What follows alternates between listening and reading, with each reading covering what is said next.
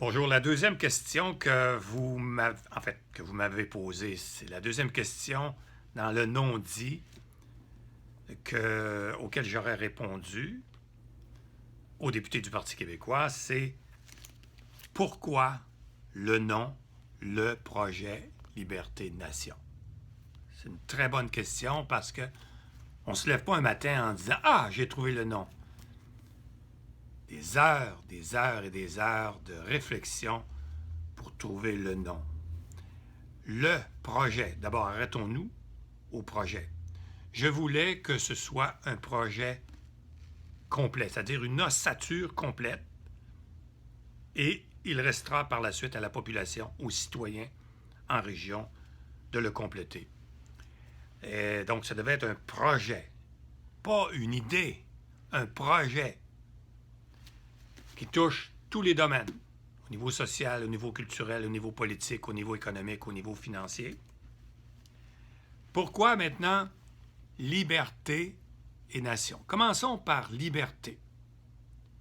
Je voulais trouver des mots qui suscitent l'adhésion de presque 95% de la population. Pas des mots qui sont brûlés dans le décor.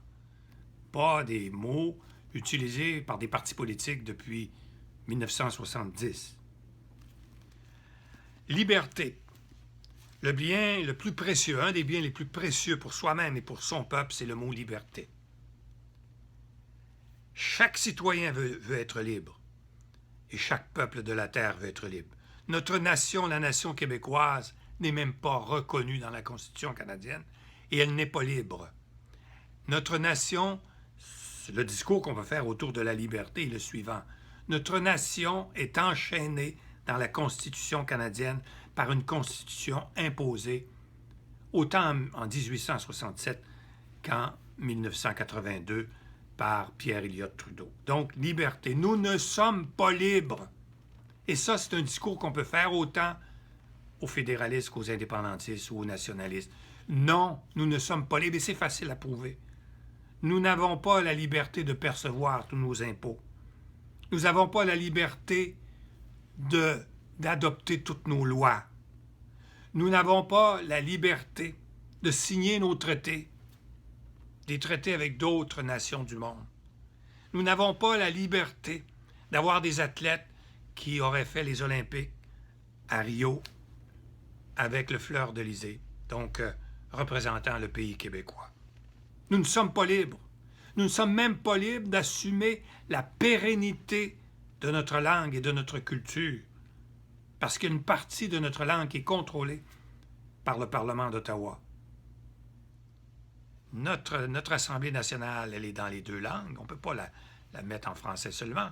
Les tribunaux au Québec, les tribunaux fédéraux fonctionnent dans les deux langues, donc c'est le bilinguisme. Les institutions fédérales, c'est les deux langues.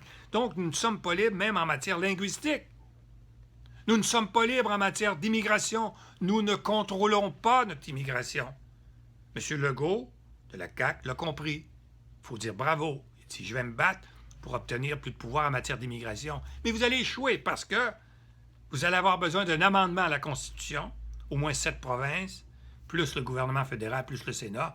Donc, si vous allez échouer, mais au moins vous avez le mérite de mettre sur la table la question. Donc, nous ne sommes pas libres de contrôler non plus notre modèle d'intégration de nos immigrants. C'est pas tout de faire venir des immigrants, il faut pouvoir les intégrer. Les intégrer veut dire bravo, vous allez apporter votre culture, vous allez enrichir la nôtre. Mais il faut que vous connaissiez notre culture. Notre culture, c'est pas la culture canadienne. C'est pas le multiculturalisme qui vous permet de venir ici et de vivre comme si vous étiez chez vous. Non, notre culture, c'est une culture de toute notre histoire, avec notre langue, notre façon de vivre.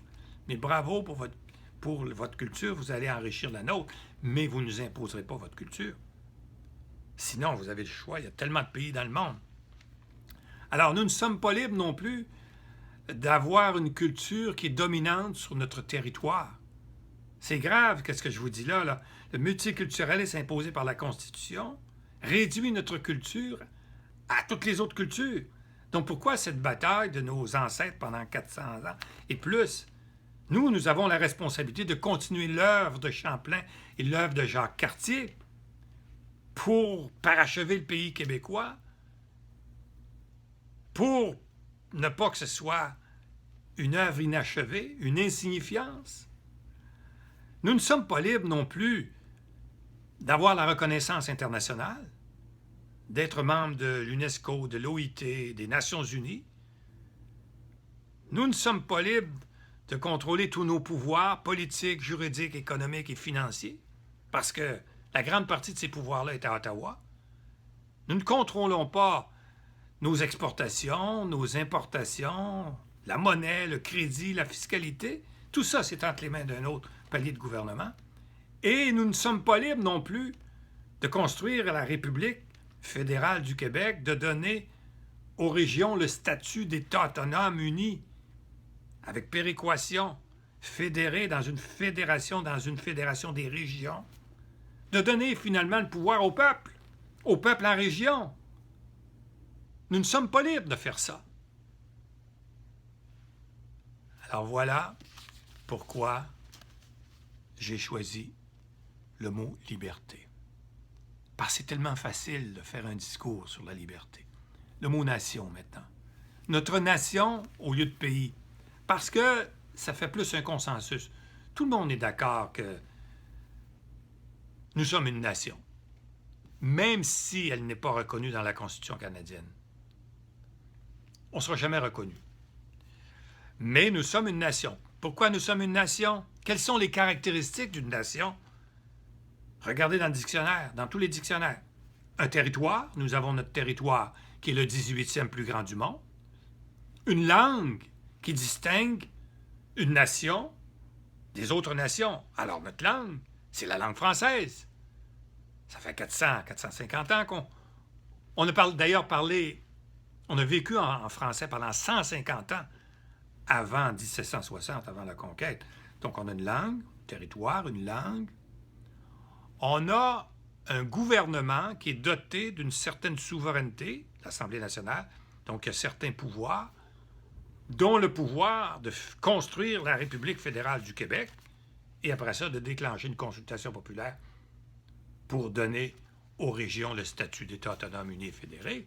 Donc, et on a aussi, parce que une nation doit avoir le vouloir vivre collectif, on a ce goût de ne pas se laisser assimiler, de vivre collectivement notre culture, notre langue, dans le respect des autres. Et ça, c'est encore une autre caractéristique d'une nation. Mais évidemment, il y a beaucoup d'autres choses aussi. Il y a nos richesses. Une nation qui a un territoire a nécessairement des grandes richesses. Donc au Québec, on a des richesses naturelles et on a des hommes et des femmes qui sont capables de lancer des initiatives, qui sont pleins d'énergie, pleins de ressources, pleins de capacités. C'est fantastique. Alors, nous avons toutes les caractéristiques d'une nation. Voilà pourquoi j'ai choisi projet, liberté, nation, extraordinaire. Les plus beaux mots pour lancer un mouvement qui va mener le Québec au parachèvement de son pays. Alors, à bientôt. On a d'autres questions.